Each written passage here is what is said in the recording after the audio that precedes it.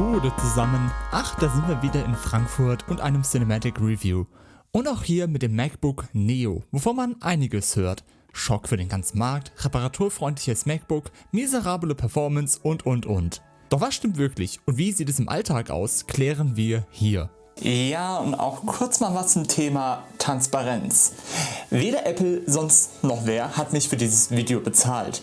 Und auch wenn ich jede Menge Apple-Devices hier daheim habe, heißt es nicht, dass ich alles hier hochlebe, was Apple macht.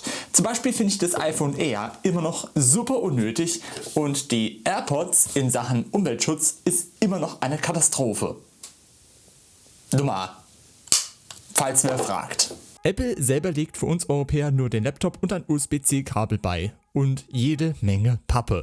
Das ist die Verpackung, die im Gegensatz zur Windows-Konkurrenz umweltfreundlicher ist, als was man mit den Plastikbombern bekommt. Oh ja, das Review wird ein ganzer Rant sein zu den günstigen Windows-Laptops, die ich auch ab und zu mal hier verwende. Dazu kommt, dass das Notebook in 4 verschiedenen Farbtönen daherkommt, wie Silber, Blau, Rosa oder Zitrus, welches ich hier auch habe. Manche mögen diese Farbe nicht, das Zitrus hier, aber ich finde, sie hat was. Dazu ist auch die Tastatur dementsprechend eingefärbt, was mir bei dem Blauen überhaupt nicht gefällt. Es ist halt auch optisch ein schöner Mac, wie alle anderen auch. Doch mit keinem spiegelnden Apple-Logo, sondern das ist nur so eingestanzt. Ich vermisse die Zeit, wo die geleuchtet haben. Naja. Apple hat aber trotzdem dem Mac ein Alu-Unibody gegeben, was es leicht und stabil macht. Super, wenn man viel unterwegs ist, öfter in der Uni ist oder generell, wenn man unterwegs ist, machen die 13 Zoll den Laptop ideal dafür. Also das Ding spontan womit hinnehmen, beim nächsten Urlaubstrip nach Buxtehude, hält der Mac stand. Wenn wir es gerade über Display haben, reden wir mal darüber. Es ist ein 1637 x 1024 Display mit 13 Zoll Auflösung, was etwas weniger wie Full HD ist, bei der Größe jedoch voll in Ordnung ist. Ist halt eben wie man ein Apple LCD Display kennt. Akkurate Farben, scharf und im Gegensatz zu anderen Notebooks hell. Wobei es, wenn man draußen bei Sonne unterwegs ist, zu einem teuren Schminkspiegel wird. Zu gutem Bild gehören auch gute Lautsprecher dazu, die hier an den Seiten angebracht sind. Im Teardown, wo ich nachher nochmal zurückkomme, sind die richtig groß im Inneren und ich war schon richtig hyped, dass es wirklich gute Lautsprecher sind. Und Spatial Audio, sprich Dolby Atmos, können die auch laut Apple. Doch ich war etwas enttäuscht, denn der Bass ist nicht wirklich da und es sind etwas blechernde Lautsprecher.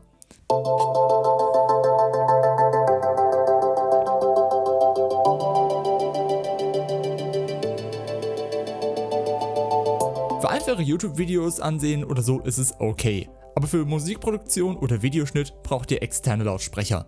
Was dafür richtig angenehm sind die Eingabemöglichkeiten.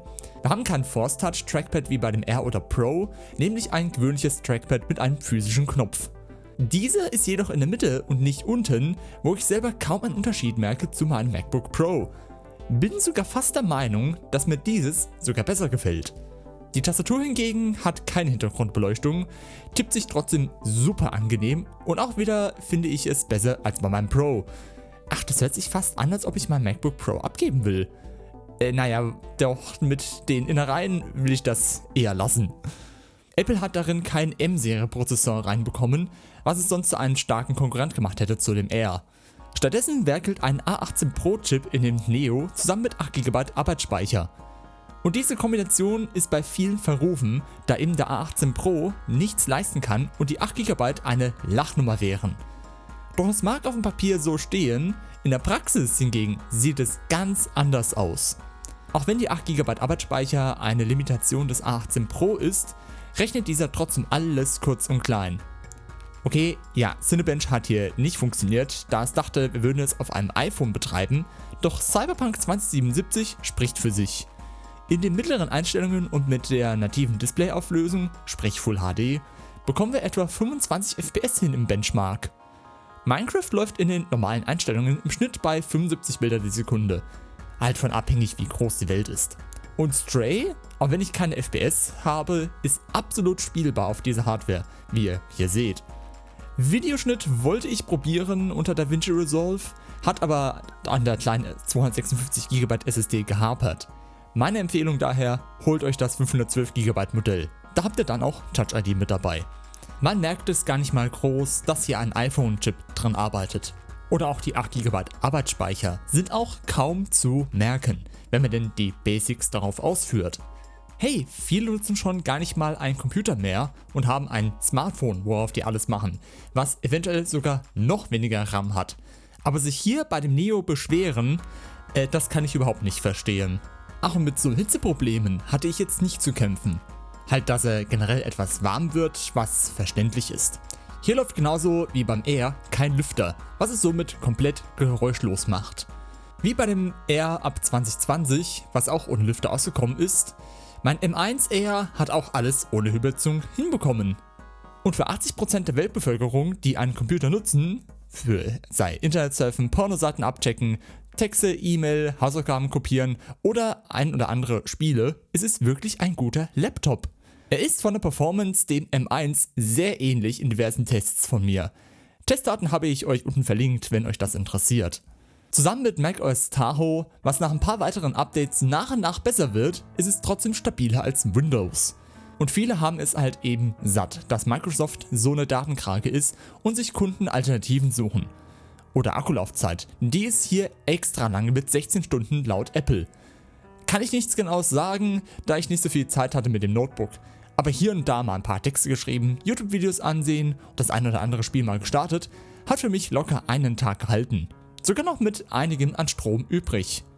Wenn denn der Akku mal den Geist aufgeben sollte, ist das auch kein Problem. Denn dies ist das reparaturfreundlichste MacBook seit 14 Jahren.